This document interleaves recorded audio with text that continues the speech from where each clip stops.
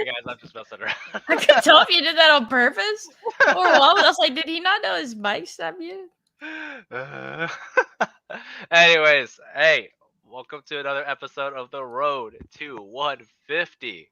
We will be talking about our May exposures. We'll be talking about uniqueness. We'll be talking about, just a little bit of best ball.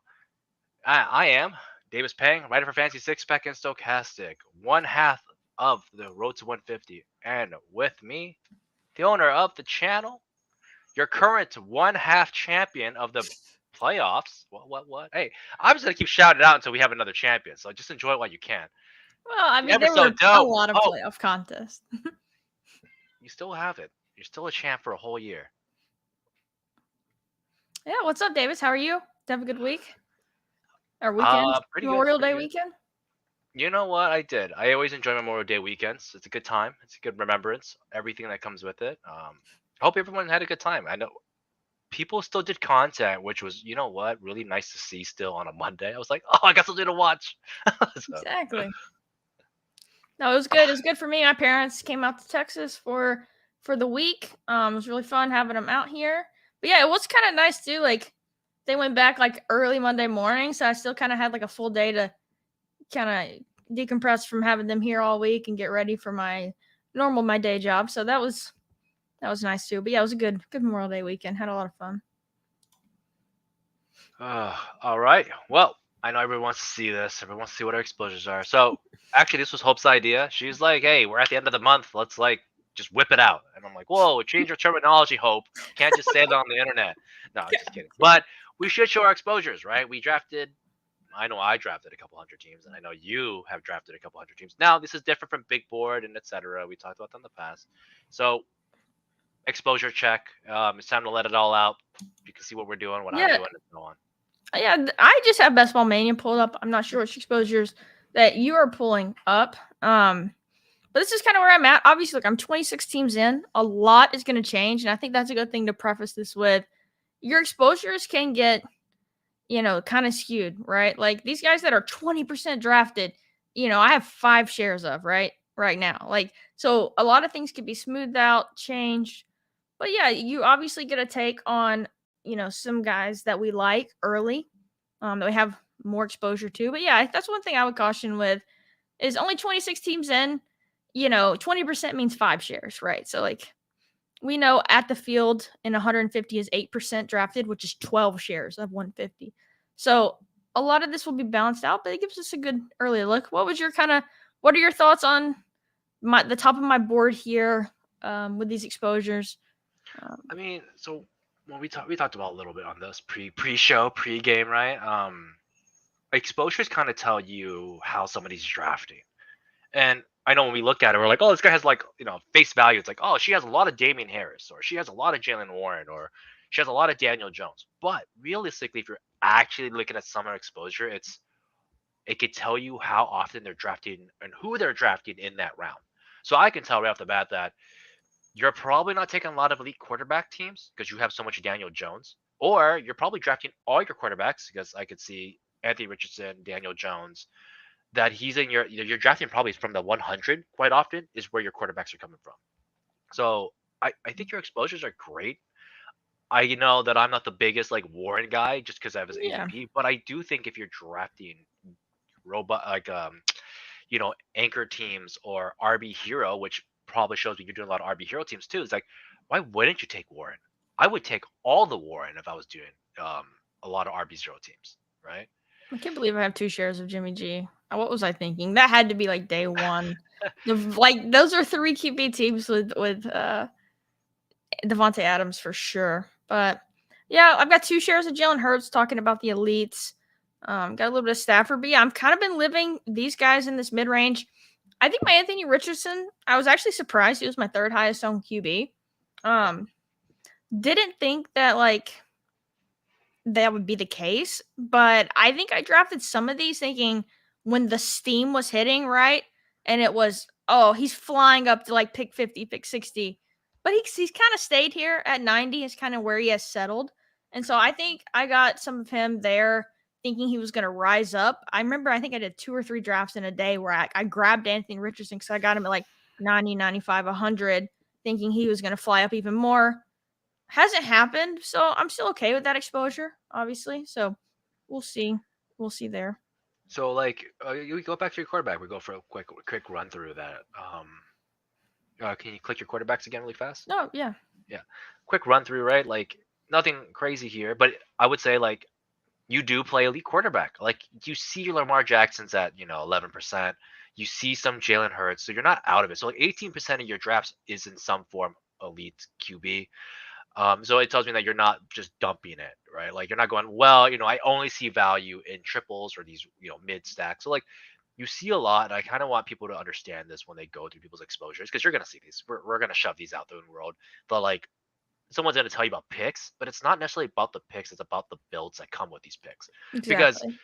if I have, 50, 75% Daniel Jones, 75%, Lamar Jackson, you're going to say this guy's like spending a lot of capital like on his quarterbacks, right? So you're watching our capital disbursement right now, and it tells you where we value these guys at, and what combinations we value. And I think we can go over this later during our uniques portion. Let me see your RBs. Yeah, absolutely. So kind of been in that mid range. Got a good bit. Had more Josh Jacobs than I thought. I don't mind it. I think he's still going to have a good year. Again, what makes me feel good is being 26 teams in only. It's 5 shares, right? That could easily turn into 4% Josh Jacobs if I don't take him again. And so that's what I like now. But yeah, I've kind of been obviously like Damian Harris is a take of mine. It was going back to big board, right? Like I was Yeah. sending out the screenshots of me having like 20% of him at pick 160. And obviously now he's a lot more expensive, but I'm still on that train. There's been some positive James Cook stuff the first few days of camp. So I want to monitor that. I might slow down a little bit with Damian Harris and maybe add in some more James Cook, but we'll see there. But yeah, I don't know. I feel pretty good about these running backs overall. I'm going very touchdown heavy guys. Brian Robinson, Josh Jacobs, or hopefully touchdown heavy. The up the Team up gut the gut. guys. Up the Yeah, up guts. the That's gut. where I'm Gus at. is in here. Connor, I've not been the biggest Connor fan. I know he's going to be pretty high up in your exposures, but I still got him here I 4 have no idea times what you're so talking far. about. I have no idea. I think he's a good value where he's going. All right. So like I said, that's a good ones. Then wide receivers. Who goes your receivers? Bateman, Pierce, Lockett, Godwin, Judy. Like right off the bat, like we can tell where you're drafting from. You're drafting Bateman in the 100s and 90s. So you're most likely dodging running backs there. It's probably why you don't have a lot of Cook. It's probably not that you don't like him. It's just because Bateman and Cook go hand in hand. Like unless you're on the double side. Yeah. Lockett, Godwin, Judy. That means you're picking like receivers in that mid 40 to 60 zone, which makes sense. I think we all are. And even if you throw in JSN there too, like it tells us that on average you're shoving one of these guys almost every single time. I mean, it makes sense too, right? Because Geno's my second highest owned quarterback. So I have a lot of Lockett, a lot of JSN so You also far. just didn't have many mid-tier running backs. Like you didn't have any like really Dobbins, Mixon, Aaron Jones, I have not those kind picked of guys. Mixon yet. I have not picked Aaron Jones yet. But I have picked Pierce, Dobbins, and who's the other one? I can't remember in that range. But yeah, just not as high up on them. Yeah, so it kind of, like I said, you can kind of see that in your exposures, and then obviously the boy Van Jeff, who's jumped up like so much. He was a pick 200 guy, now he's like pick 150 now and climbing or whatever. That's ridiculous. He's about to jump MVS. Actually, he's gonna be such a value for guys who drafted early. And then let's see your tight ends. Yeah, let's see what we got going on there. I'm actually gonna be surprised. Lots of late stuff, as I would expect. Late tight end. Kittle sneaks in there. 4 shares of him so far. Again, it's low. Fryermuth and Njoku, I would expect them to be higher up by the end of this for me. 2 guys I'm big in on, but you can tell. You don't see Andrews, you don't see Kelsey, which Andrews is right there. I've got a couple of them so far. But I mean, like your Pat F and your Njoku's, they're once again those guys are kind of like pseudo hand in hand. Like one's a pick 90 guy, 95 to 100, and the other one's 110. Like they're literally about a round apart, round and a half. So like it tells us that you value tight end, right? You value tight end. Like you take Right. Njoku, you take Pat F, you take Kittle. Andrews is coming. I'm not fading Andrews, and I mean Kelsey I haven't picked yet. Again, it's 26 teams. We're early. I'm kind of waiting on DeAndre Hopkins, which I don't think Kelsey's going to change. Actually, he may go like 1-2 turn at worst. He's not going to. His projection's probably not going to change too much with Hopkins there. But I'm kind of waiting for that to play out and see. I definitely don't want to be 0% Travis Kelsey. But I'm kind of in a wait and see mode on him, thinking he might end up like a back end first round guy. So we'll see there. That's fair. I mean, once more, quote unquote casuals come in, there's a chance you start seeing Kelsey just plummet. Like we value Kelsey because we as a fantasy community do because he puts up wide receiver 1 numbers and not even like mid tier. He puts up top 5 guy numbers. So he's such an advantage. And in his own right, his own Konami code type of guy. So crazy Absolutely. enough. But yeah, I feel pretty good overall. I think a lot of some of these will change. If I had to pick a guy I probably feel the worst about that I'm in on so far is probably Akers here. Just because, I don't know, I was listening to a show the other day and just talking about how crazy it was last year with that Rams backfield, right? I mean, Akers was essentially like benched coming into the season. Like he was not the starting running back. They trotted out Kyron Williams. Darrell Henderson got like 80% of the snaps. I know he played great down the stretch, and obviously I'm excited about him. I picked him a good bit early on. But I think it was a good reminder to like kind of think back to that Rams backfield situation. I mean, we were like, he almost felt like the DeAndre Swift of the Rams to start last year, right? We're like, oh, McVay's out on this guy. He hates him, this and that. And then he closed the season strong, and so we're just raring to go.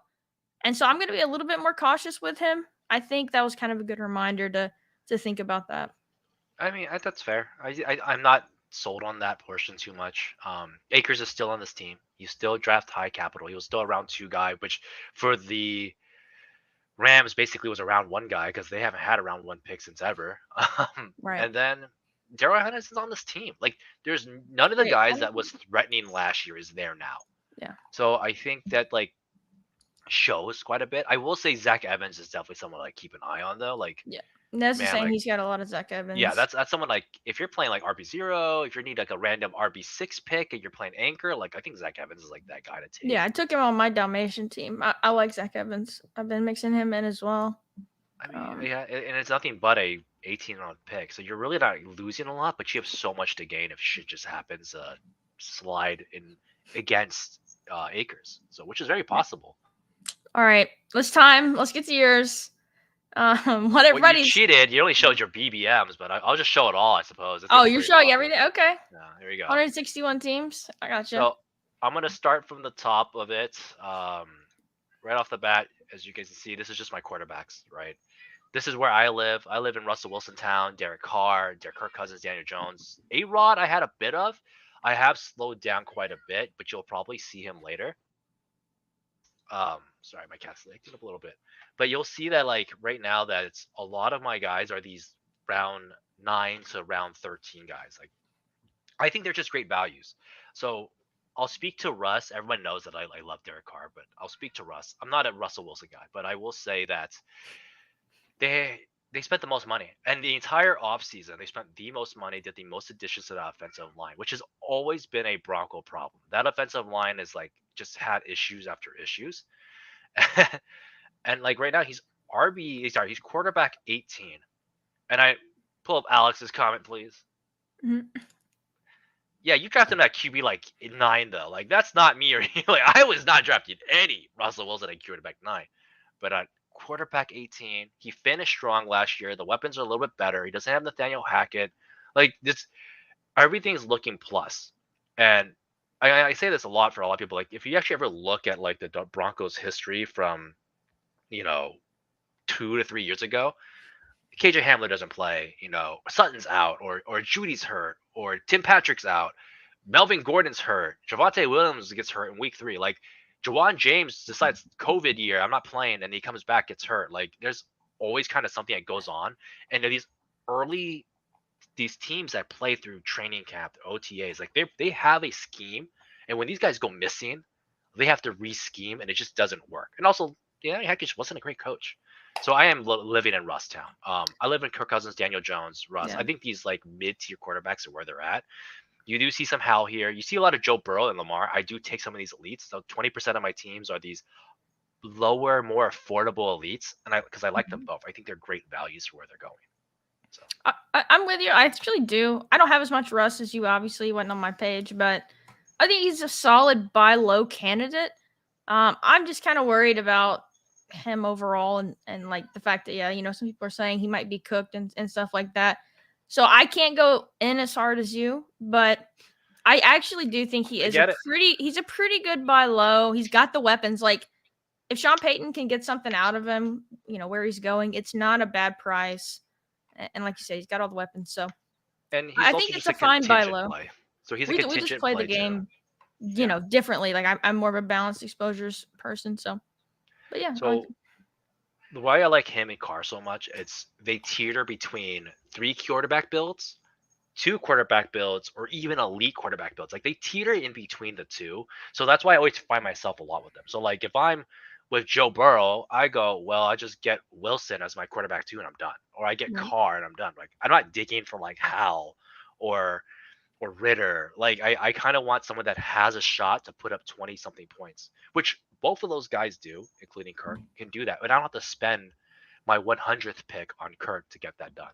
So that's kind of Yeah, why I think these that's a guys good are point. Like I feel overinflated. okay with Wilson or Carr. I could end at a 2 QB build. And I think that's a good. Exactly. That's a good point. That's a good question. We know you're in on Higbee, you're in on Van Jeff, but we don't see Matthew Stafford on this list. Kind of, what are your thoughts there? Are you out on? I know you like his pass catchers, his weapons, so why no Stafford on the front page here? Honestly, it's just because I never get that far. Yeah, If I will have him in a 3 quarterback build if I'm doing like Russ is my first or something, and I'll grab Stafford and like Jordan Love or whatever. Like that's fine. My quarterbacks just never get that deep. I'm either 2 in or I'm deep 3, and I'm very rarely ever 3 deep. It's either double upside guys or double mid tier guys, and that's where I end my draft. Um, makes sense. and it's something I said like I need to kind of get back on. We asked this question during a stream a couple weeks ago, like how do you build your 3 quarterback teams? And I don't think Stafford's name came up too often, besides in like some situations, but somebody always had like Watson into Stafford into Howell or something like that. So it's kind of like I don't want to live in that weird territory. That's fair. You're gonna go move over to your running backs. Oh, I'm gonna burn someone's eyes. I hope you guys are ready. I'm not ready. I should have brought sunglasses. It burns. All right, so I have God. $1,200 worth of like James Conner right now, Oh, jeez. which is why he's on the front page. And I no like, spoilers, but I actually have on my Bulldog and it's not finished. So this is like $1,700 worth You of have James Conner. $1,700 of your We're like USD invested in James of Conner. like James Conner. People are gonna be like, "What the? Yeah, this is. I get it, man. Like I know it's ugly, it's gross, but he's just one of those like. Once again, I think what he does is hilarious. Like he's not my favorite back by any means. Real life, love him. I think he's a trooper. He plays tough. He comes out, gets hurt, comes back in. He never really misses seasons. I know he's like injury prone, but like at RB 27, a guy that basically was usable for when I projected his numbers, he was usable for like 10 weeks last year. And at RB 27, it doesn't get much better than that. And considering where I'm at in the draft, I'm probably 4 receivers deep already. By the time I get to Connor, I'm probably 4, maybe even 5 receivers deep. And Yeah. Connor fits in anchor builds. Connor fits in RB0 builds for the most. Yeah, Connor he fits does. in even worst case, possibly even dual elite builds. And that's if you kind of get him at a fall. He could be your RB3 if you took too early. Like, He just sits there, and then if you, yeah, like I said, he kind of just falls, and that's why I said when I'm drafting these teams, like if I'm doing double elites or whatever, he just happens to just always be there. And at one point, it was like ADP 90s, so like I was getting him all the time for almost nothing, and I was between him, Thomas, maybe Zay Flowers, and so on and so forth. So like people are gonna say like if I'm spewing nonsense, like no man, I'm no, drafting you're these not. guys. Yeah. I know you're not. I mean, you believe in the players you believe in, and I've come around on Connor. I have some Najee. I will not have as much as you. I always have tons of Jalen Warren. But as far as Connor goes, at his price, with Hopkins gone, with the QB uncertainty there, like he is gonna have really good usable weeks. Like I think he's a fine pick as your second RB on a team, or your third, depending on how early you go and what receivers you end up with. So yeah, I think he's a fine pick. Obviously, like I'll never have 60% of him. Nobody should. A solid 8 to 12% James Conner maybe. Yeah. You've kind of convinced me a little bit at his range, but yeah, I think he makes sense, and we should kind of handle that Cardinals offense now that Hopkins is gone officially, and we kind of knew that was coming. It seems like Colt McCoy is going to start 6 games, 8 games. Who knows? Oh, it's gonna be so terrible. Some people think Kyler might come back early. So I think James Conner's still going to have value. He's going to have value in the passing game with dump offs and stuff like that. It's something we kind of looked into a little bit. It was a little bit of like rough looking into it, but I think, and I came to that conclusion, and you kind of had told me it was the case. Like, teams don't really sit people like week 17, like, oh, if the Cardinals are trash, are they just going to rest James Conner? It could happen. And we're going to dive into it a little bit more, but it didn't look last year, especially. That really was a pretty false narrative that teams are like, oh, we're out of it, let's sit all of our start. Like, that doesn't happen in the NFL. I couldn't find very many examples of it last year. And so I think that's another point. Now, whether he makes it there as like a 30-year-old running back who's got a lot of miles on him, that's another story. But, I'm not too worried, oh, the Cardinals are just going to bench him, in week 17. I mean, and like, here's another thing too. He has just, you can see it from his scrimmage yards, 1,000 yards and eight touchdowns, and he played what, like 12 games. Like, you just have to look at that and go, is that somewhat decent value at RB 27, pick 90, right? Like, the argument is like, yeah, that is like, so that's how I view him. And half the time when I pick these players, it's how often do they fit a certain build. And if you look at these guys, most of them fit something. It's not like they have to be robust only, or they have to be, zero only. These guys are pretty, like, they can be in all types of lineups. And I know that sounds like people say, well, you can draft them anywhere, but like, if you went robust, like, are you really ever going to get James Conner, RB? Probably not, right? Like, or if you went robust, like, how much, like, Najee are you at? Like, Najee's your third pick then? Like, that seems goofy. So if I'm playing a lot of anchor builds, these are the guys that come up in anchor builds. So Gus Bus, shout out to the guys, make it, like, standing with me on this. I like the Gus Bus pick. I mean, yeah, he's the RB2 for this team. Like, all he really has to do is fall into the end zone, and you might get a flex week. Like, and it happens. So Najee's another guy. I think he's that end of the tier. I know you guys like Ramondre, Jacobs, and etc. I think he's the end of the tier before it gets ugly. Like, before you go to the Dobbins, the Miles Sanders, the Joe Mixons, the Damian Pierces. Like, he's the final guy. I think he's ranked a little higher than me on there. I think that O-line did move up a lot. There was a data that showed like offensive line spending. Broncos, Steelers, and I want to say like and the Commanders. Basically, all the teams had bad run schemes last year, spent the most on their offensive lines. So, and I take that news with like very seriously, because that's a real thing. Yeah. So Najee's up there for me. I think he's a solid build and double elites. He's a solid build and an anchor. Obviously, I don't do a lot of RB0, and it would be worse if I had an RB0. He'd be further down. So I do a lot of those kind of picks. And then obviously Singletary, we like him in every build. He just works in every single one. I like him. Okay. And then Jeff Wilson. Yeah. All right, moving on to the receivers. All right, guys, cover your eyes. There we go. Michael Thomas, 56.5%. Jerry Jeudy, 31.7%. Godwin, 27%. Mike Evans, 26%. Van Jeff, 24%. T. Higgins, 22%. Yeah, you got this. Yeah, I thought 59% was bad. Here we go. So I got a lot of Michael Thomas. Yeah, Davis, you do know Michael Thomas hadn't had a good season in 4 years. Michael Thomas is fine. All right. I'm not gonna have to defend this one. I'm not going to try, because it is a bad pick. You have 60% of him, and you're calling him a bad pick. I mean, realistically, anyone above 50% is pretty bad. Like, I'll be honest with you. Anyone above 50% is like one of those, like, again, hey, man. It's early too, right? Yes. You'll balance out a little bit. I would highly doubt you end up with 60% of any player. He's not at my Bulldog, though. I'll say that much. He's not at my Bulldog at all. My Bulldog ended on 5 receivers. So I just like Michael Thomas, man. I really do. I watched his tape last year. 3 games. It wasn't amazing. Obviously, like, he didn't play. But, dude, he had 8 targets in every single one besides the game he went out early. We went 5 for 5.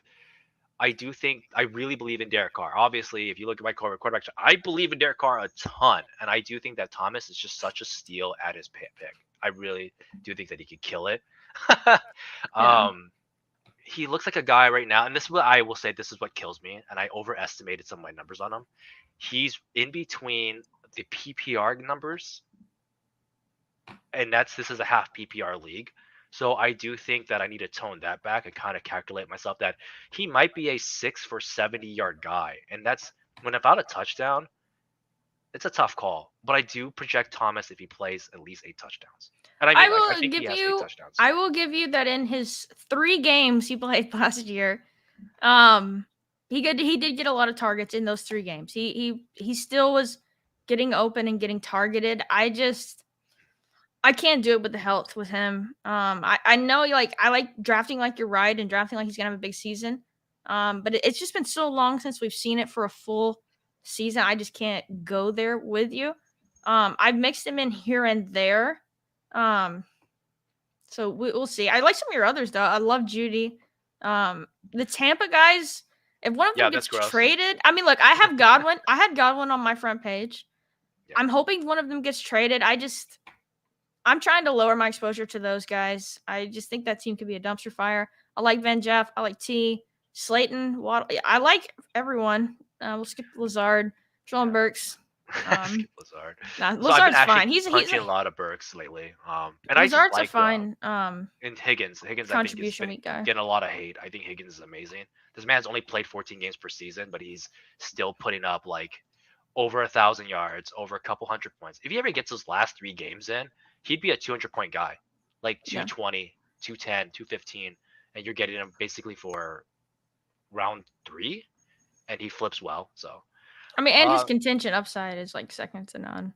yeah, Worst case scenario. Where would he go if like I don't even want to say it, but like if Chase something happened to Chase, he'd be a round 2 guy instantly. Like he is a round 2 guy.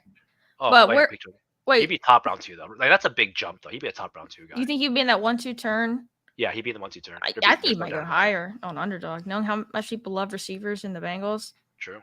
We'll see. Tight ends. My boy Higbee. Oh my god. Higbee, Conklin, Komet, Knox, Everett. I live in this like really bad zone of late tight ends. I mean, tight end sucks. Like punt tight ends. And then I have Hawkinson. I was a little surprised you actually had so much equal Taysom Hill and Juwan Johnson. I thought that was a kind of fun bet. But yeah, I mostly just punt the shit out of this thing. And yeah, I think that's fine. That's weird. Hawkinson is the one I'm actually not as in on. Of the elite, like that middle tier, I have a little bit more Kittle, but I don't know if that's correct or not. I like Hawkinson. He has some really big target share games, but Addison there, Osborne, I don't know. Like he feels like a round or 2 overpriced. Like I feel like he's more of that Goddard Pitts tier, and he's going like 2 rounds above them for me. Yeah. So it's a little tough. Like I said, this is always kind of where I live. I have my own projections with these. Dawson Knox is like such a steal. I mean, like I have no idea why this guy's going at 180 right now. Like I got him at 203 in that draft we shared the other day. Yeah, I might have like 100% of Knox at the end of the draft. Like I'll find a way to sell my players to go pick up some more Knox at 180. Like it's great. So I mean, other than that, like this is it. This is where I'm at, guys. So if you guys want to see that final clip, James Conner, Michael Thomas, Higbee at the top. I like him old, man. Old and a little bit rusty and busty. That's where it's at for me. Yeah. Hey, you've got your takes. You've certainly been right. I think the Tampa stuff for me, man, it's tough with Baker because he is so bad. Oh, dude, I hate him. The only thing with that is I'm afraid of like what I did with Seattle last year a little bit, and kind of just writing them off with Geno Smith. Not that I'm thinking Baker's going to have the Geno Smith season, but those guys can still have a really good year or could get traded. We'll see. But yeah, let's get into a draft. Sorry, that took a little bit longer than expected, guys. But exposures. People are always gonna have questions on like, why are you balls deep in this player? This is why. Hey, good check in. We'll do it again in a month. Oh shoot, everyone's jumping in already. Snap feeling here. And you're good. Must be nice to have 15% freaking Justin Jefferson though. I don't even know what that looks like. 15%. All right, 1-8 stuff. See who got in here. TD King, Andrew, I believe that's his. Farsi, I believe I've seen in the chat. He's in here. He's in the chats. We got all these cats up in here. Steel cat now. We had a Hawaii cat or something last time. Monkfish, that's another one I recognize. Ooh, yeah, we're at 1-8. 1-8. That's weird at 1-8. We got Get out of screen our equity here. stream, Andrew. Get out of here. Everyone's leaving the overflow. All right, so what? 1-8. As we can see, kind of my exposures are on the screen here. The brick draft caddy. It's kind of where I've been around this pick. Pretty balanced. I want to get my Eckler up for sure. You know, I've been pushing a lot of digs lately. I'm not a digs guy by any means, and but I will admit that that's just because of me. Being burned on him on the Vikings for so long and never really believing in him, he's put up numbers. He puts up amazing numbers every year, and I've been like dropping him for AJ Brown. I think I've been wrong because I feel like Diggs can at least show up almost every week. I feel like AJ Brown will show up for like 60% of his weeks. So we'll see on that though. we'll see. We got to remember, already got 3 straight receivers off the board. We'll have to watch that out because we did kind of get buried in one of the last streams we did. Went 2 and Chase went 3rd. That's so lucky, man. That always feels good to get Chase at like a drop. Bijan at 4. So CMC sliding here. Cup goes 5. Would have been so cool if he fell to us. Probably wasn't going to happen.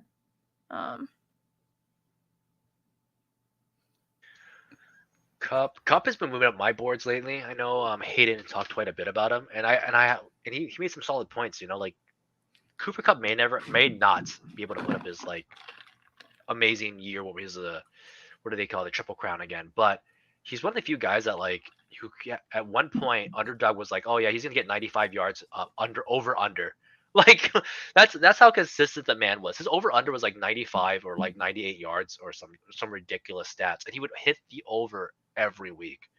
So you Diggs may get injured, but yeah, it's up for it. Yeah, let's get some digs. Yeah, I'm down. This is we did just pass CMC at 8, by the way. This is a good. I'm having a hard time. Yeah, this is a good. It does show the Giants. I'm gonna have to message Brick and let him know that. He knows something we don't know. Yeah, that game's getting moved.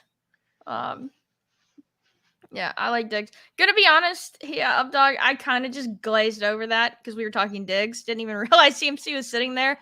I definitely would have pushed for CMC at the 1-8 with that type of fall. That's an oversight.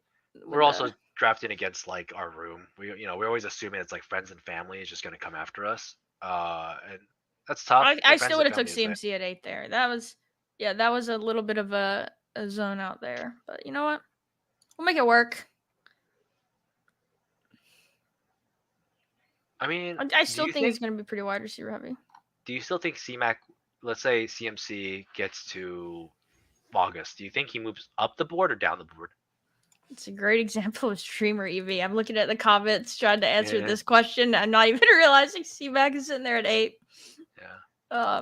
But yeah, facts. That is a true thing. Sorry, I missed your question answering that.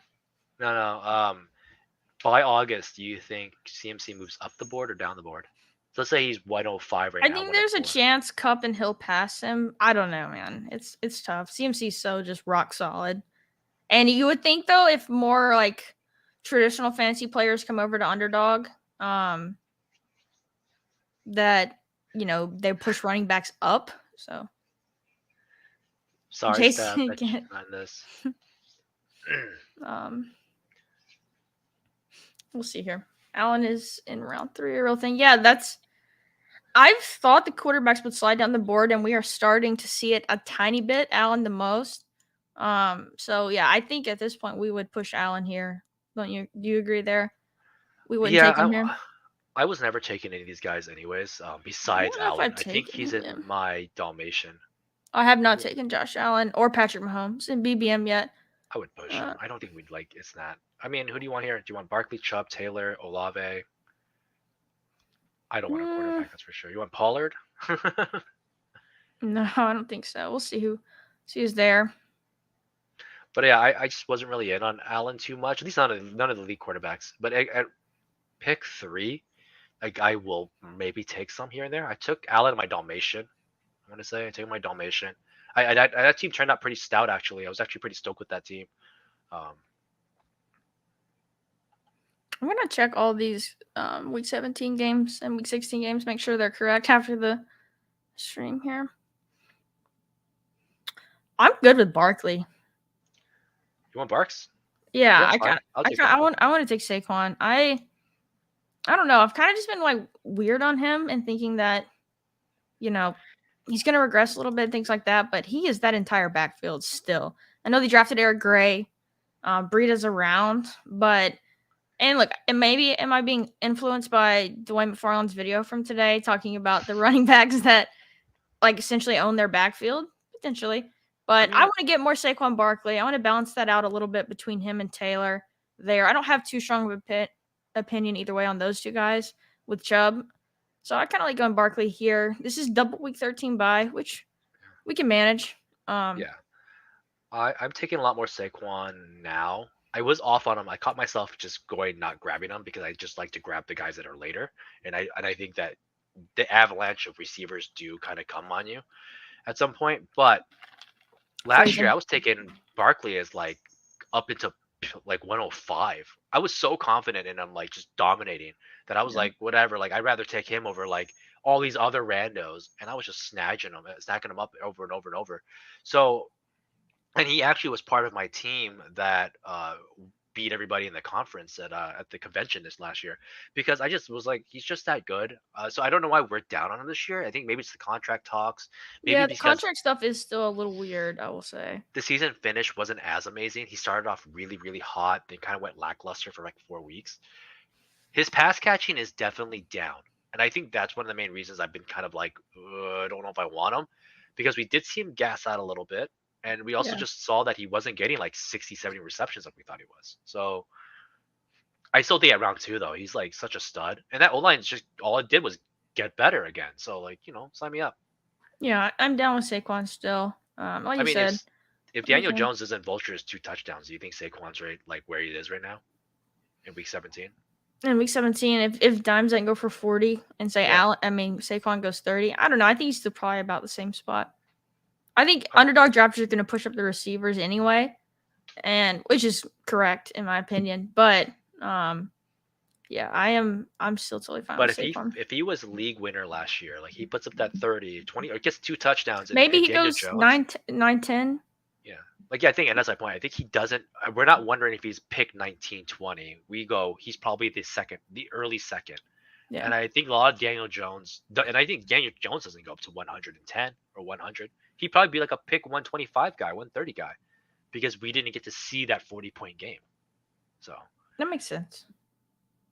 Andrews goes setting up the Tyreek Andrews there. I like that with DK. That's a good team in the 2 hole. did he live? I was going to say, like, what happened to some of these receivers? They all went away. That is the Dang, one thing DK. too. Like worrying about getting buried by the receiver avalanche. Like it's already happening. Telling I you, mean, it's this real. isn't too crazy.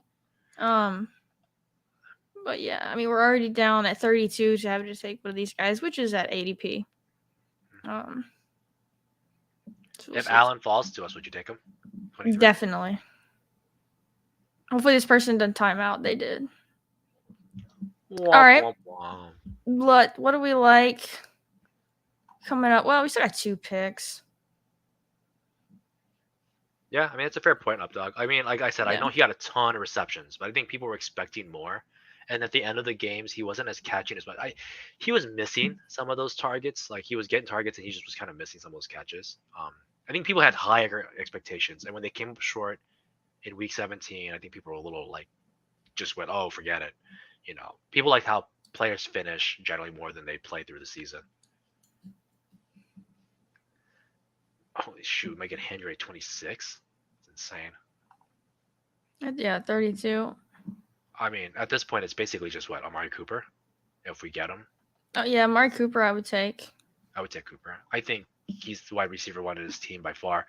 Unless they bring in Hopkins. There's been a little bit of that stuff today with Course. him and Watson.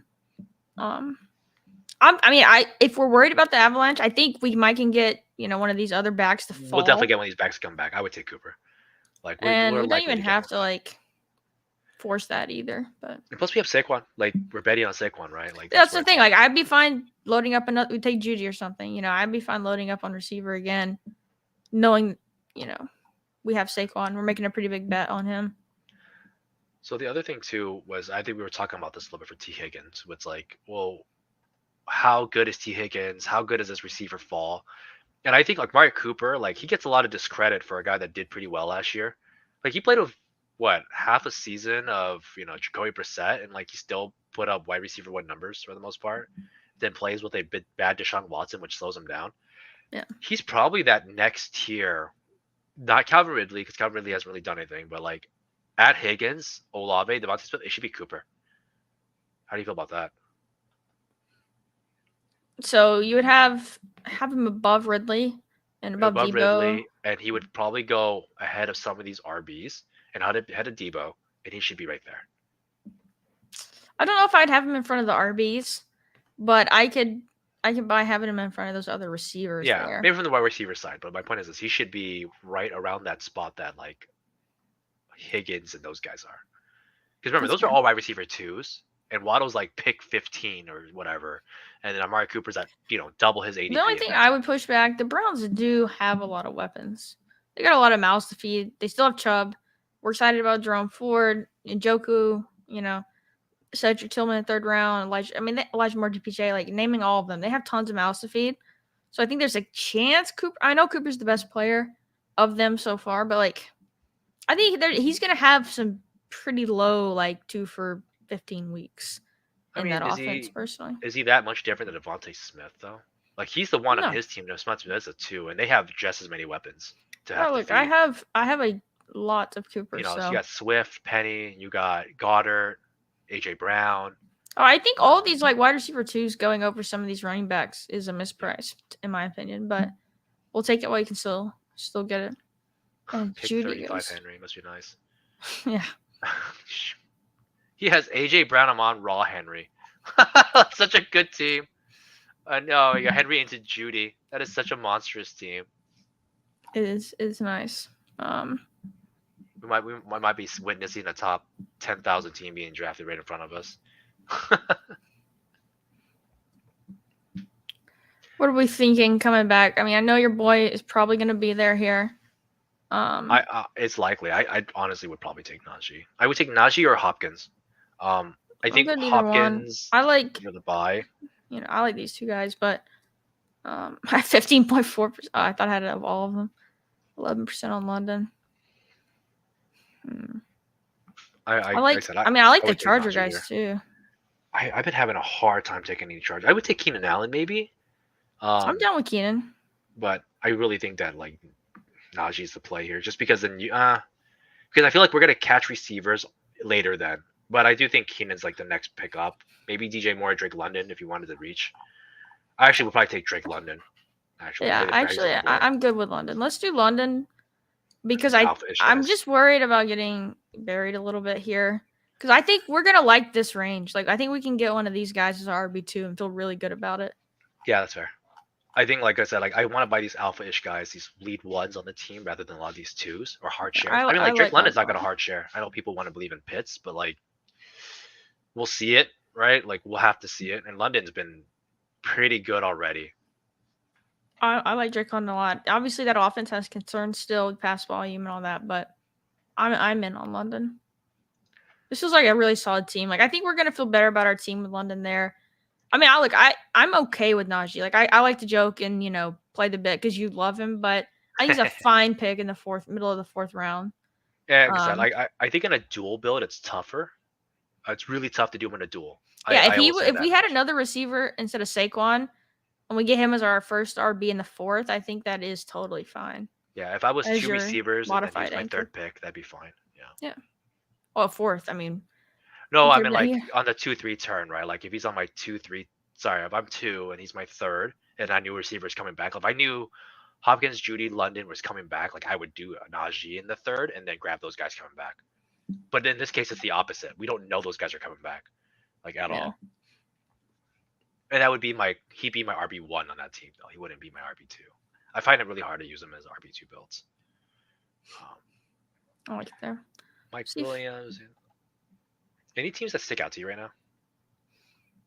I'm a little worried about the 4-hole at wide receiver with just Devonta Smith so far.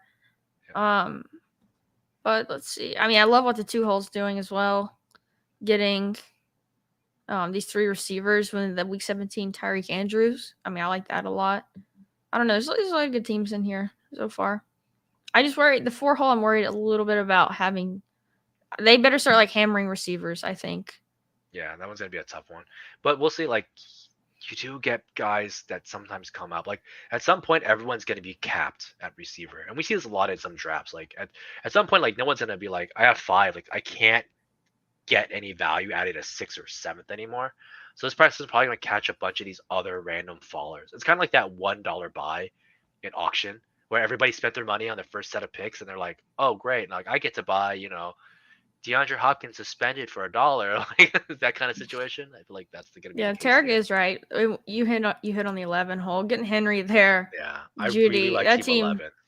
that's a good team. I like it a lot. AJ Brown, I'm on Raw, so you have an inconsistent guy with a consistent guy, plus a running back that we still perceive as up there, and then a Judy who's in the between. Yeah, this is that team. I guarantee you this team's probably gonna finish. If it drafts finishes up, he's gonna be a top 10,000 team. Like it's gonna be amazing. Yeah, I think it's fair. This is why I kind of like so. Our buddy drafting after us with CMC, like CMC Taylor, John It's Watson, tough. Hopkins. You get. It's a tough one. I mean, if Hopkins ends up on the Chiefs though, and is their wide receiver one, that still could work out. Yeah. Let's see. I just hate having Watts as my first receiver. I've had a few teams like that. I think James was like, "Hey, why don't you ever grab like two running backs and see what you get Do on you that wanna back end?" you wanna take Ken Walker here? 7 picks after ADP.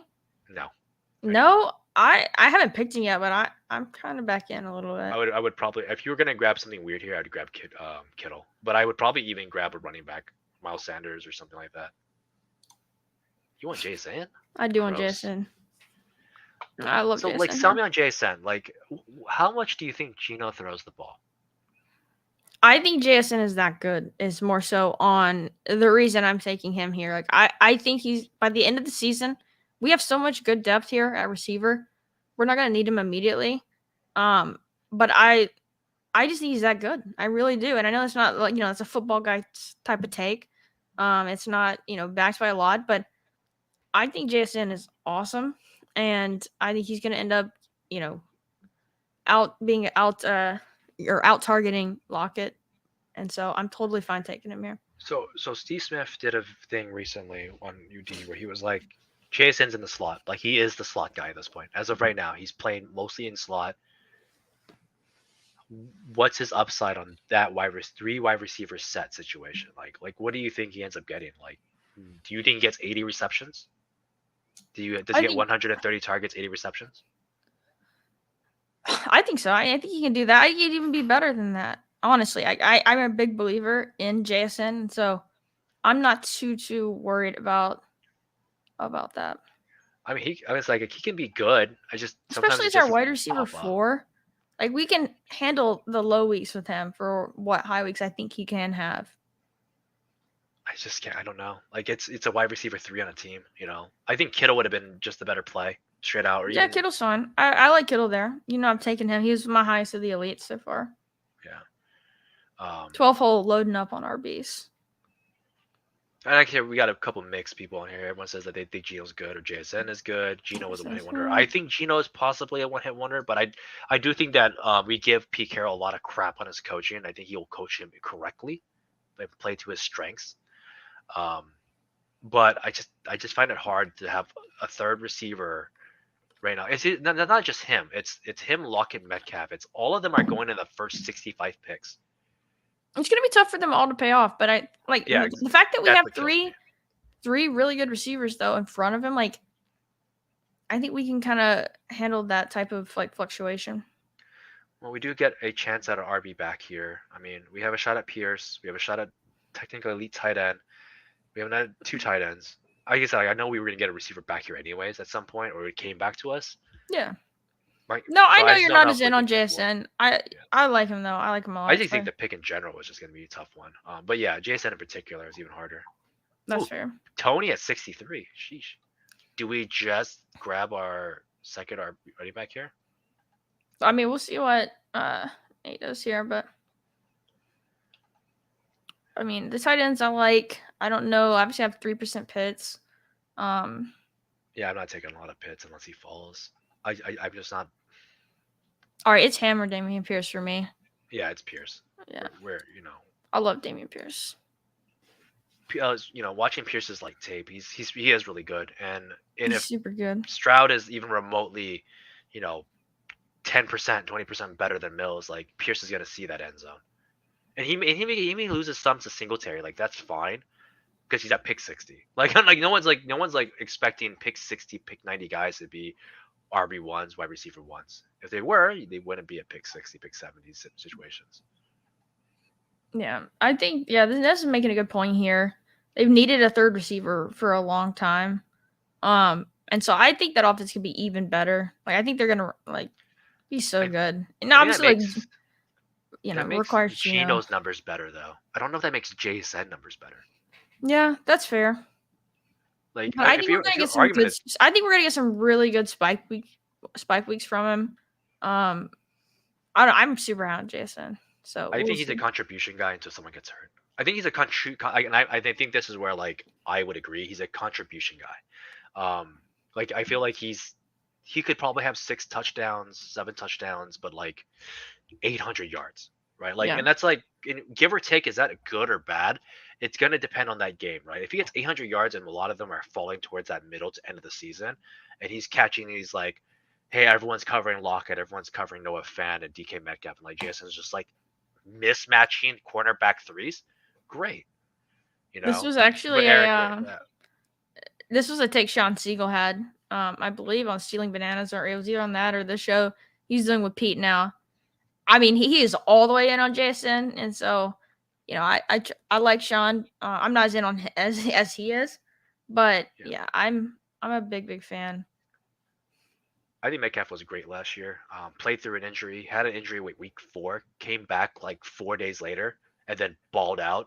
Still had 1,100 yards with a Geno Smith once again, and he isn't the best on the in route, but I would say if Geno was a better deep ball guy in a lot of those cases, better in the red zone. I think that's where he got killed a lot. Was why I don't like Geno. He just wasn't good in the red zone.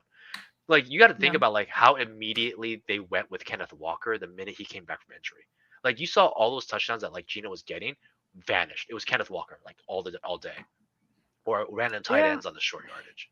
So it was more Metcalf, which is rough to deal with. This comment, I would address it. Yeah, with the consigliere, us not taking CMC at 8. Yeah, that's a little bit of streamer EV there. I was reading a comment and didn't even realize that we had been talking Diggs and went Diggs. Yeah. We would have definitely pushed for CMC there, but we were kind of in a Diggs mindset when the draft started. There. I mean, This is a tough spot.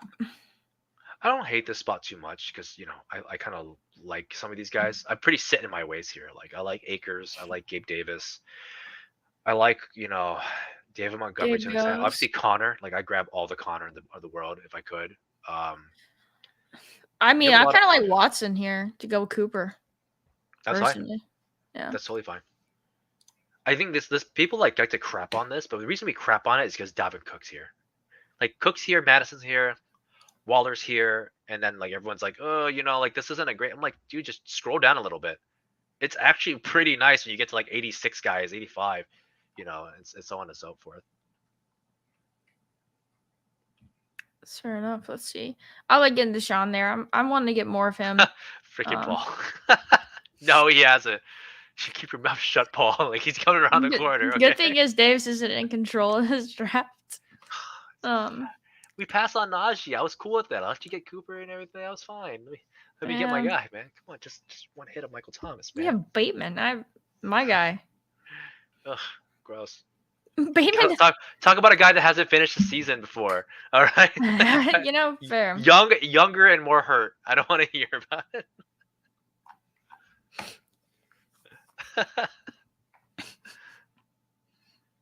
I don't know. I feel like these running backs just keep falling.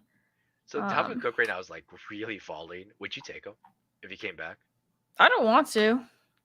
But like, it kind of makes sense if he ends up being a Viking again. He was so bad last year. Yeah, I just don't want to. I've taken him once, I think.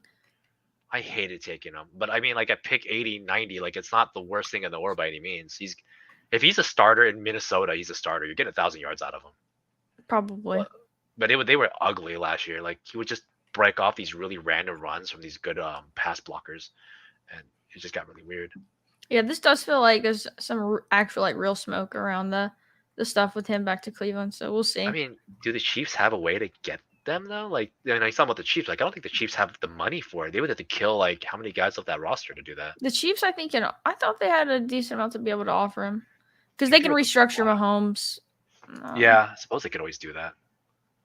They would have to do a bit of work though. It wouldn't be something as like easy as like right now the Lions that actually have the cap. Well, the Lions would be awesome. Yeah, he would kill Jameson Williams and kill Amon Ra. I think a lot of their value. Actually, Jameson Williams might be the same, but it would definitely kill Amon Ra. I would hope he would go down a couple rounds. Then I could take my first share of him. Amon Ra. No, not Amon Ra. Oh, James. You know I'm taking Amon Ra. I think Williams is going pretty good right now, like the pick hundreds. I've been taking him in everything but BBMs. I think I took him maybe like once. All right, we are gonna have to fight here. I mean, my guy, 26.9% Bateman. He could get taken.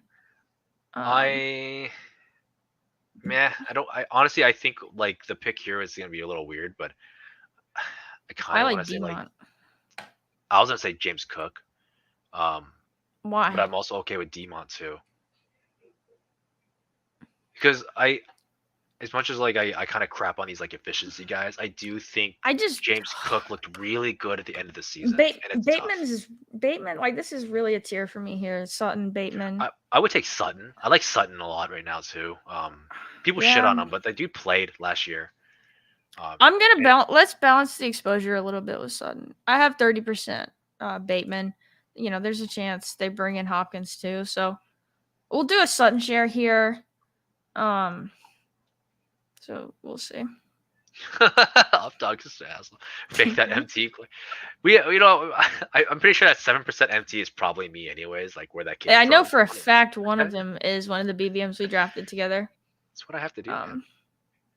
Yeah, I don't have any Jameson Williams yet.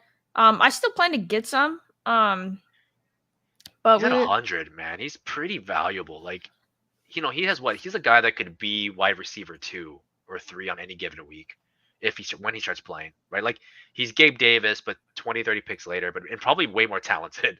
He's also missing the first 6 weeks, though. Well, no, but I'm saying not in BBM, but like in puppies, chows, like Dalmatians. Oh, I've taken him in the other stuff. I was specifically talking about BBM, and not that like I'm not like fully averse to taking him.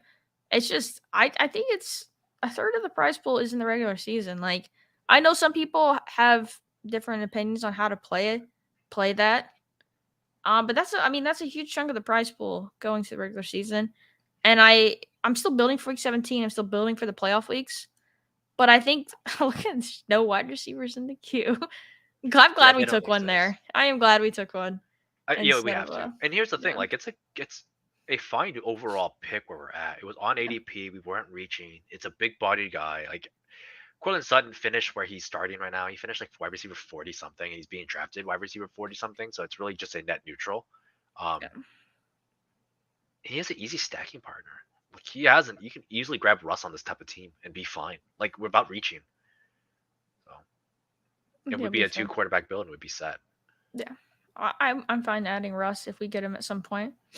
Now, if you had Michael Thomas, we could grab Derek Carr later, and that would have been just as good. But hey, that's just me. That's what I would do. I think everybody's probably more surprised my Derek Carrs aren't as naked as they were in Big Board. 60%. Yeah, 60% Michael Thomas that's a lot. 56. Okay. 56. Sorry. 56. I didn't draft him at all last year, so it's a balance of what I didn't do. Like I just gotta roll it over, I was like, you're balancing your BBMs. Okay. Yeah, I balanced my BBM 1 through 4 exposures. I'm like, hey guys, I gotta get that 25% across the board. Oh no, I can't do it. Not at that rate. But I know you have your takes and you draft a little differently. I like Paul's take right here for JMO. Like I think, like I said, this is exactly what I consider. Oh my god! Oh, that snipe hurts there on Njoku. Oh no, Njoku. That one hurts. We grab B-Robs here, or we. I mean, I like Freiermuth, but he might come back. Yeah, I'd rather take B-Rob because there's a lot of 2 RB guys in front of us. Well, there's a 5 RB guy.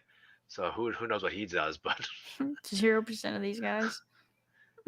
I have 0% penny. That's actually. Oh my god, no! What were you doing? I was like, why did you Oh make my your god! pick? Oh my god!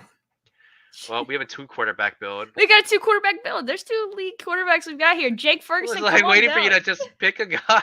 You know Naked. what? We're Dak. set. We're not naked. Jake Ferguson. You ever heard of him? Elite Jake tight end Ferguson. prospect. Michael Gallup. That's where it's at. That's my bad. 9 picks past ADP though. I guess you got it at a value. Yeah, I mean, you got to value hound naked Dak Prescott in an offense that's going to run it 35 times a game. I was in. Oh my god! Did I tell you? I was in a draft on my cardio, and somebody's first wide receiver is Odell.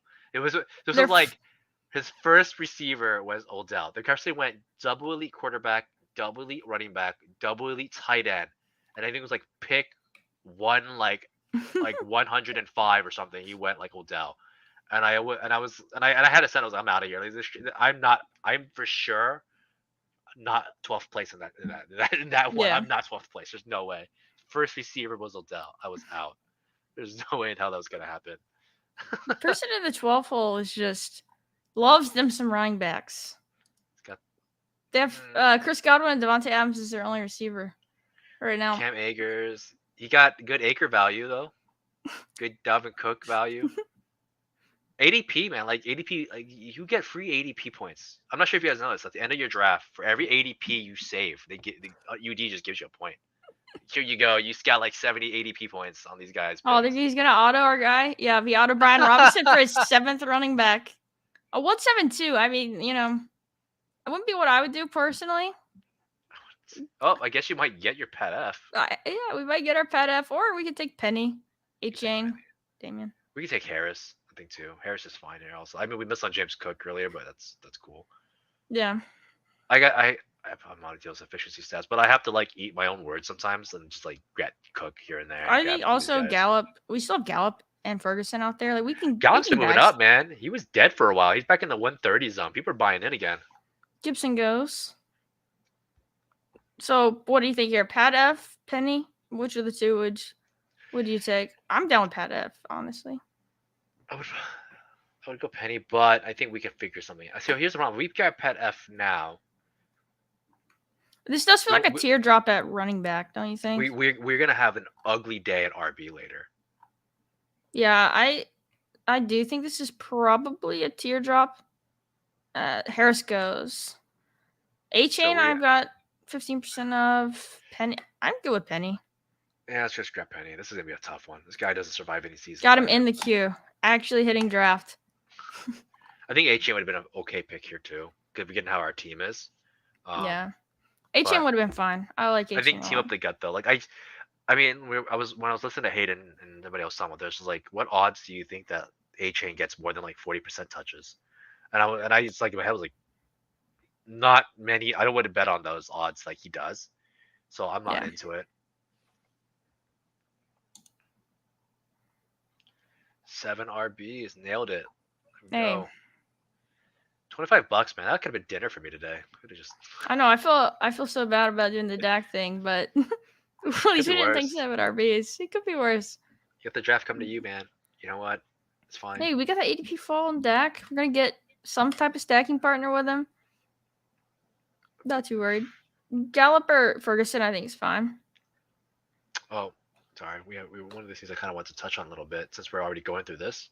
Yeah. So I know one of the topics that we talked about during our little exposures was kind of like, what kind of builds are we doing, right? Like, what's uniqueness? What's that? And when someone says like, hey, get unique, draft unique teams, like, what do you think that is to you? And like, how would you recommend uniqueness to somebody else?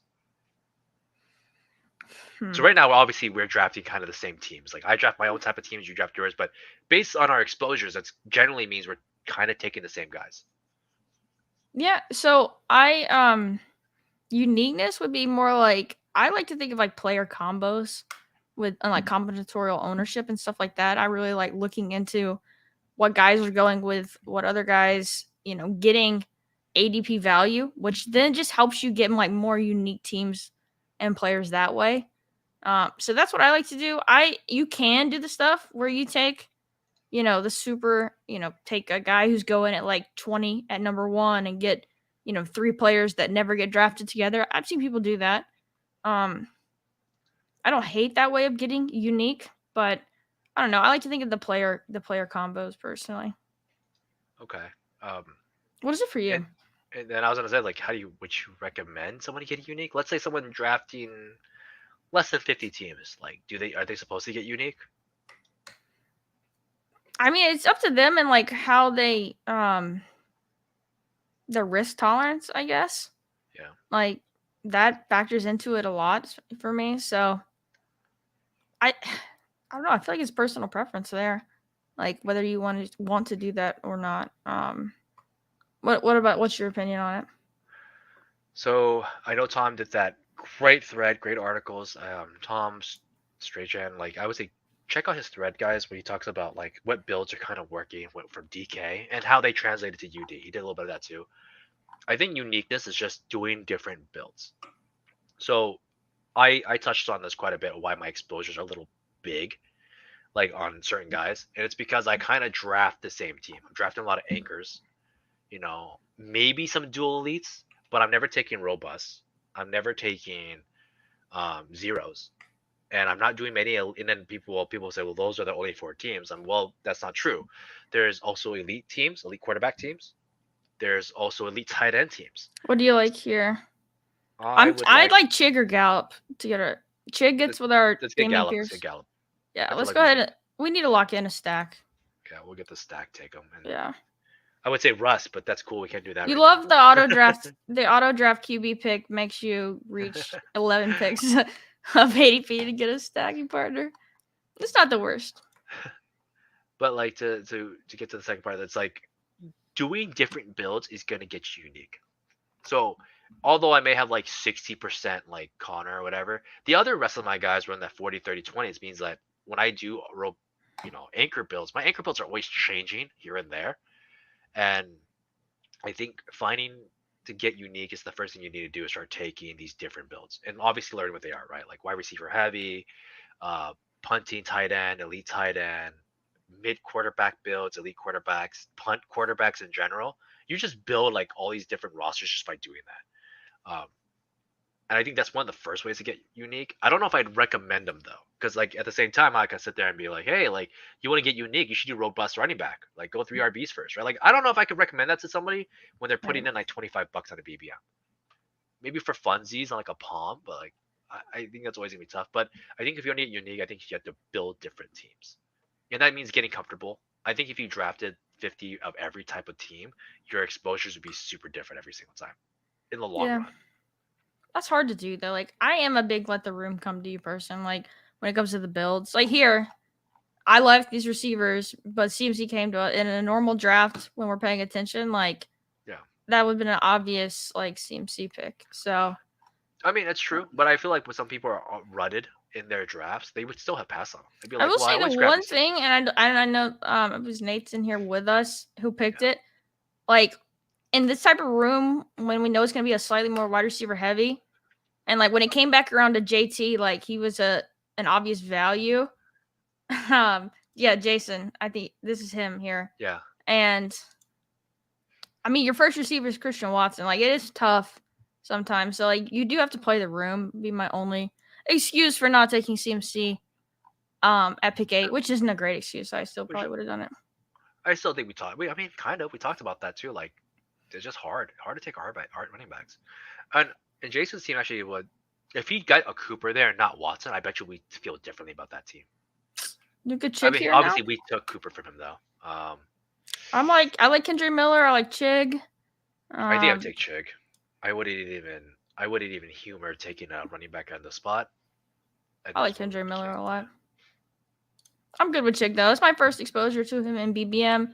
Correlates week 17 with our Damian Pierce. So that's good. That's fun.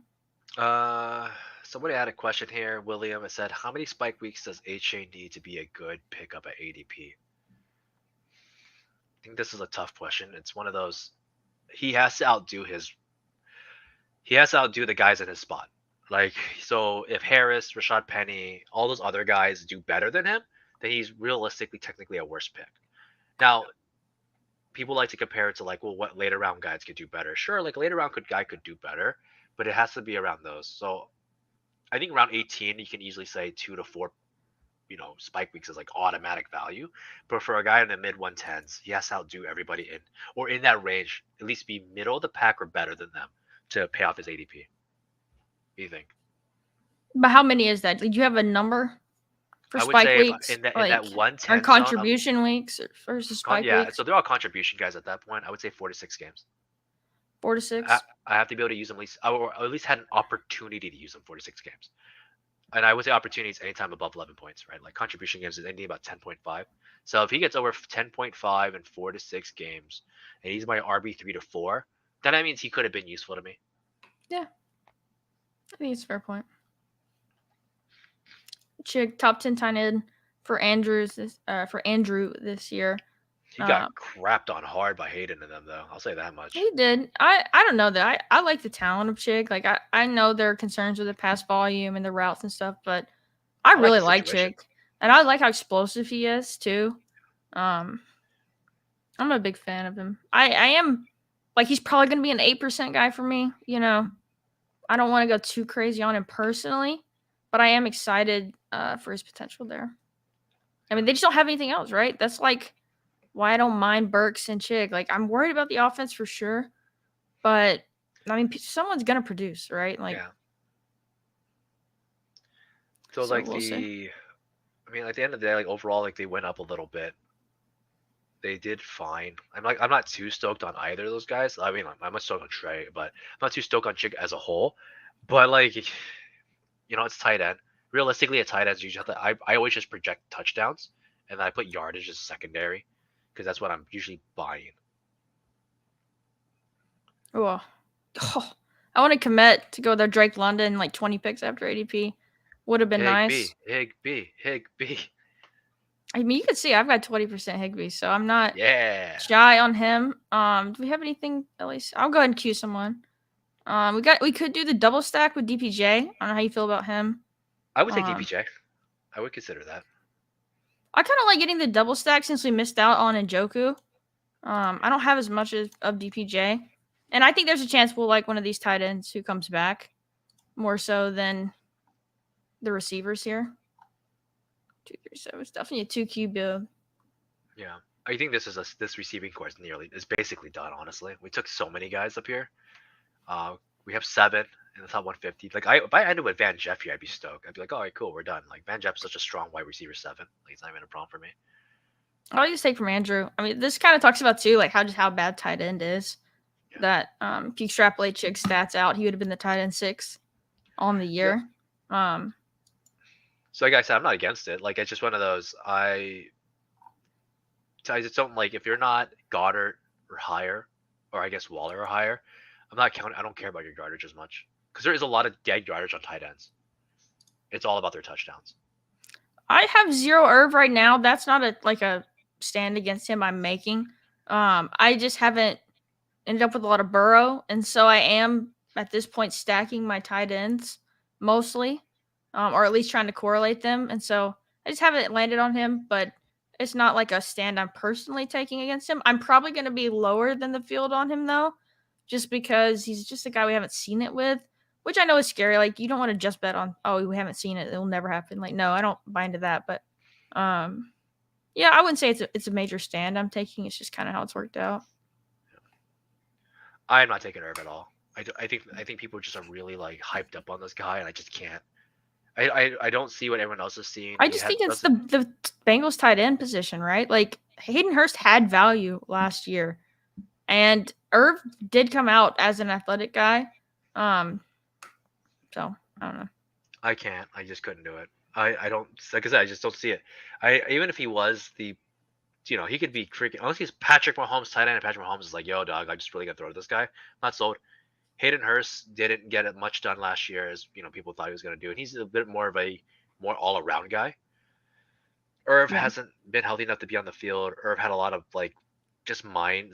He doesn't have great focus. You see this quite a bit when he plays, and he played with Kirk. This isn't like a major downgrade. Like, this isn't like he went from, Joe Burrow this year, and then last year he had freaking Baker Mayfield or something. This is Kirk Cousins to Joe Burrow, and he couldn't hack it. And Kirk Cousins went off T.J. Hawkinson. Like they replaced Irv, and then like Hawkinson just dominates. I think it's fair.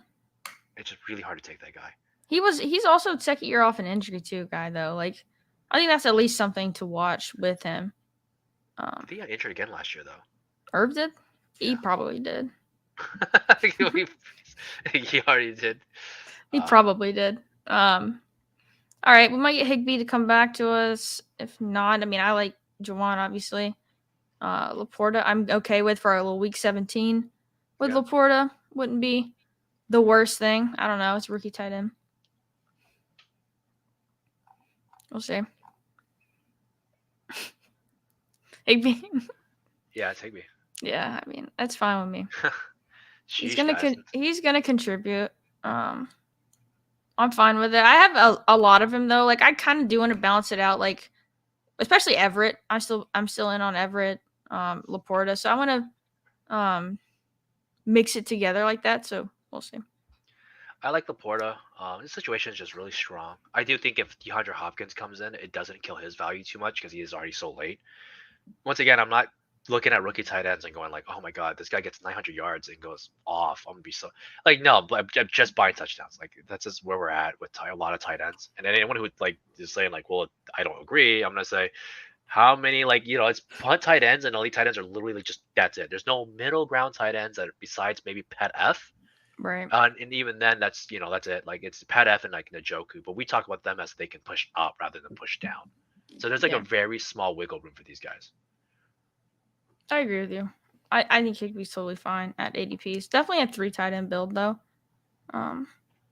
Maybe Ferguson late. I wouldn't mind that. This is definitely a 3 tight end team. I mean, looking at how we build, we have definitely 2 quarterback, 5 running back, maybe 6 if you want to get really, really funny with it. 7 receiver, 8 receiver, 3 tight end. Like I think this is how we're shaping it out to be, unless like somehow everybody that's good is gone. Oh shoot, Trey Lance is off the board already. I was expecting that one. Pick 159 Trey Lance. Well, not for me. Not for me that high. I have to admit there is an upside to Lance. There is. Guys, I play too cautious, man. I dead roster spots is a thing. So I rarely draft like dead roster spot guys. It's very hard for me to do it. Corey Davis is probably the most dead roster spot guy I'll take. Yeah. And he's like round 18. And even now I'm kind of like, well. I mean, round 18, like you're gonna get dead roster spots, right? He could get cut though. Like I know we were talking about this a couple weeks ago. Like, you always give me crap for it, but like he could actually get cut because his dead cap is $600K. Like, and they could sign DeAndre Hopkins to the Jets. It feels like we were trying to tell you that a month ago, but they kept the money. No, Corey Davis is going to be on the team. I mean, he still might be on the team. So Corey Davis is a talent, though. So that was always my argument. He's a talented player, and there's nothing left out there that they could get that would be better than Corey Davis. So I just like he gets restructured, right? But if DeAndre Hopkins is out there and you can save $12 million and get DeAndre Hopkins in some way, of course. Then there's no argument. I'd be like, oh, that's different. But when your competition was like, I don't freaking know, like some random like rookie that was undrafted, like it's tough. This is the thing too. Like even if Corey Davis does get cut, he'll land somewhere. I'm not too worried about that. Wide receiver free agency was so barren this year. I think people forget how ugly wide receiver rooms, like the free agency was. Like we had to look out for Juju news. Like it was really, really bad. There's a reason why these guys made like $11-12 million. It was Juju, Jacoby, and a bunch of like other randos. I don't think Corey Davis is worse than any of those guys. So, what are we thinking here? This feels like a 2.583 to me. This is likely a 2.583, I think. She went Tyquan Sear, Gainwell. I think Gus is sitting around. You want to reach for Gus here? That's weird. I think we can push him. That's a pretty big reach. Yeah. I mean, I don't mind these tight ends. We could grab Knox. Yeah, we could. I kind of want to push for Ferguson, but I do believe in Knox a little more than him. I think Knox is like just that good, but we could get it for the stack. I mean, get Chase. I would get Chase Brown. I know people are kind of down on him lately. we can't decide. I actually need more Chase Brown because I know. Yeah, no, you. Yeah, I know people are like down on Chase Brown, but like think about it like this: he was going 150. earlier. Now he's 180. If he gets that P Ryan role that's even like minutely good, he looks better than P Ryan for the most part, I He's guess, from what we've seen. Then you're just getting the I don't value know. play. It's a He, handcuff he value play. he's a really athletic player. Yeah. He was at Illinois, And a pass so catcher. yeah, I don't mind him at this spot. Someone I want to get some more of. Also because I have zero Mixon. Um, thought that was a Kyler pick for sure. Yeah, Sheesh. thank God we didn't auto that. That was it got close there. Yeah. I think it's fine. Gus does go next pick to our guy Jason. That's fair. Like I said, I have a feeling We someone could have could reach reached on on him. him. Yeah. We could have done it. I mean, at At this this point, part, yeah. what's a reach? This is Right, pick 15, 16th 16, round. pick 15, 16, 17, 18. They're all kind of the same. No, that's fair. I find myself staring at like Hunter Renfrow some days, going Oh, like, I think we sniped Jason there. That's our. sorry, man. Let's see. But you got Gus out of it. That's cool. Yeah, Gus is a good pick. Yeah, Gus is probably gonna be way more useful. I'm very in on Gus. I have no idea why he hasn't really moved up. He's moved up like half a round. Let's see. I don't mind these receivers here, and I don't love Wandell, but Taekwon, Shakir, Claypool, even to go with our Drake London. I remember, I was actually a little sad that Rashid went away because I know like you were talking him up to me, and then I sat there, I looked at the numbers, and then obviously like Hayden kind of talked him down, then Hayden talked up Rashid, but I kept looking at Derek Carr numbers and go like, Derek Carr has made like the most random guys relevant, especially these deep shot guys, and Shaheed like could be such a steal. I like so we're up. I don't want to do Gainwell with Penny, and we could just no. But it's tough with Swift. I don't want to bet too much on that. Tajay, I don't mind Tajay. Should we just grab a tight end and just figure out the running back at the end? I mean, I think Conklin's still on the board. I want to take Ferguson. Let's just take Ferguson. Because it's basically, 17, 18 here? Like, I don't even know who I want. I mean, Tajay would be somebody. I would have taken Taekwon probably if this was my draft and pushed Ferguson. But oh, yeah, you would have got it for a stack. You would have got it for the correlation. I don't know if I would want that, but I would think it would be okay. Pound is asking how many BBMs deep we are. This is number 27 right now. Yeah, Updog is saying Wandell. I don't know. It's tough for me with him. Like, they just have such a confusing room there. So I don't know. I'm not super in on Wandell with everything they brought in off the injury. He was really fun last year, and he got a good amount of targets, I remember. I don't know. I'm not big on Wandell. Yeah, I'm not sold on many of the Giants wide receivers. I don't know. I have a hard time. Like, I take Slayton sometimes. I take Hodgins. I think Hodgins is probably the guy I'm liking. I wish Richie James would have came back there. Richie James was a guy I liked a lot when he was on the Giants. He was actually a lot more effective than Isaiah Hodgins was. Yeah. But I think they kept Hodgins because he's younger. I think Richie James is like 27, so it's a little tougher. Hey, look, we managed the Dak auto. Take that. Nailed it. Got a double stack out of it. So I like our build. I think we're slightly weak. I don't know. Slightly weak at running back, but not really. I mean, we spent with Saquon and Pierce. It's actually a pretty balanced team. This is a good point. Can you please get Rashid Shaheed a picture loaded up? Freaking P. Ryan's head's still sliding off the map, off the screen. Someone fixed that one yet. His head's literally tilted like he's like this, like on this photo. He's not even in it all the way. Yeah, I know Pete's in on Wandell. I think he's the most fun pick to make out of the Giants wide receiver. Well, I think I'm on Hyatt, but I would say Hyatt's probably the most fun pick. Hyatt's fun.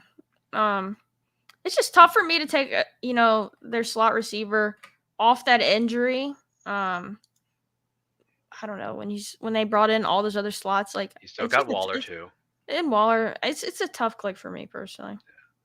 I think Waller's not the worst though. Like where he's going. Like I have a little bit of him. Like I mix up like these Waller. random. I should take Slayton, but Slayton wasn't too good. Like Slayton was fine. I kept thinking Slayton was good, and I looked at it. I was like, not really. Not really. Then I'm trying to think. I mean, the team's turned out okay. Like I'm trying to figure out what else we could have done besides reach for like Jake Ferguson.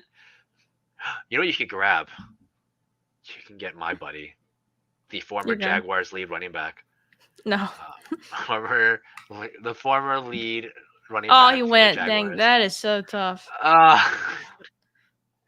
Guess you're Monkfish, protecting home for my Monkfish gets his sake. James Robinson share. I have some Robinson. I have no shame in James Robinson. All right, he's I gonna get want if something. these two guys, they're both one of them's gonna be here.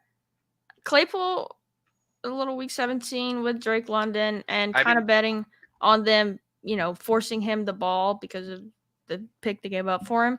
And of course, I have 20% Taekwon. Like I'm in on Taekwon. I would probably grab Claypool. I hate Claypool. I think he's freaking kind of just not that good. I want to balance this out a little bit. But yeah, I Anyway, think and grabbing him is, get that little bit of week 17 boost. I think Claypool is likely this wide receiver 3 for this team, and that's where he belongs. But wide receiver 3 guys aren't always bad, right? Van Jefferson was wide receiver 3, because he came out and went a little bit deeper down the field. Quez Watkins is wide receiver 3. You got Trent Sherfield was wide receiver 3. Like these wide receiver 3s, Juwan Jennings, like these guys that can be really relevant when they're not having to be the 1-2s. And I kind of like Claypool for that. I think Darnell Mooney takes a big role. I think Cole Kmet, obviously, I'm a Cole Kmet guy, and then obviously DJ Moore. I think like Claypool has to just get you 2 games and he pays off ADP, which I think is very plausible because he's a 6'4" fast guy running down the freaking field. All right, what are we thinking for 5th RB? I queued. These are kind of my guys here. I don't know. What do you think? Malik Davis to bet on our Dallas bet. It's okay. Minnesota. If this would be a Cook gone play. I don't know if that's like we want to wait on that, Kelly, or if there's someone else you like. I'm open to other picks because this is a dart throw. Keontae Ingram, So Pierre Strong. And maybe take Keontae Ingram. He was really ineffective last year. He played like half a game. He didn't play much. Yeah, but he went out there and just got destroyed when he tried to play against the 49ers. Evan Hull even. Huh, it's a 4-quarterback team. Oh, 4-7-2-4. There we go. That makes sense. Ty Chandler, I think, is kind of dead to me right now until we figure out what goes on with Dalvin Cook. Because if he comes back, there's no way Ty Chandler's doing anything. Or Dwayne McBride, both the Minnesota guys. Both those guys are complete. I think Joshua Kelly. I think we're just gonna bet that Joshua Kelly. We got a little Giants. It's the same running, but it doesn't matter. We could get him for usable weeks. Yeah, we might be able to get some for usable weeks. I think Kelly's the guy here. I kind of like Kyron a little bit too for the Rams. Yeah, but he didn't do shit either last year. And he got hurt. He got immediately hurt, and I know they drafted Zach Evans. And he came off an injury to get immediately hurt again. So, what is he really doing? I think it's Kelly. I think Kelly's my guy. Austin Eckler talked to him quite a bit. He is the next guy up. Yeah. I don't know. That whole back, they've always been searching for that RB2. But the numbers show that Kelly. I kind of like Pierre Strong a little bit too, as could potentially catch some passes as well. Eric Gray, handcuff our Saquon. Oh, please don't. No, I'm not. You might as well grab Jordan Mason. All right, well, Kelly goes. Candace there. I don't love that. I'm fine with Keontae Ingram. I think he's not bad. I think he's terrible, but that's fine. I'd rather get Pierre Strong. You don't have to talk me into Pierre Strong. I had 50% of him. I think there's a chance that he's just I had 50% of him in the big board. Someone is going to emerge in that New England backfield as the RB2. I don't believe it's going to be James Robinson. I think it's going to be one of the guys they drafted. Pierre Strong is my favorite. Everyone voted Rojo. Oh, we could have got. Yeah, I'm not taking Ronald Jones. Who knows? It could be fun. But Pierre Strong is my favorite Patriots backup, and they do end up using multiple RBs.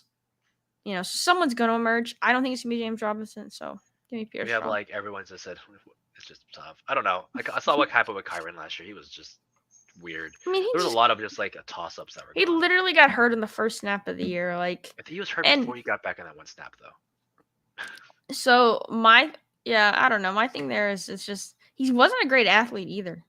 Kyron Williams, it's a tough bet, but they do seem to really like him with the Rams. I'm taking some of him on DraftKings. I guess they liked him more than Darrell Henderson, I suppose.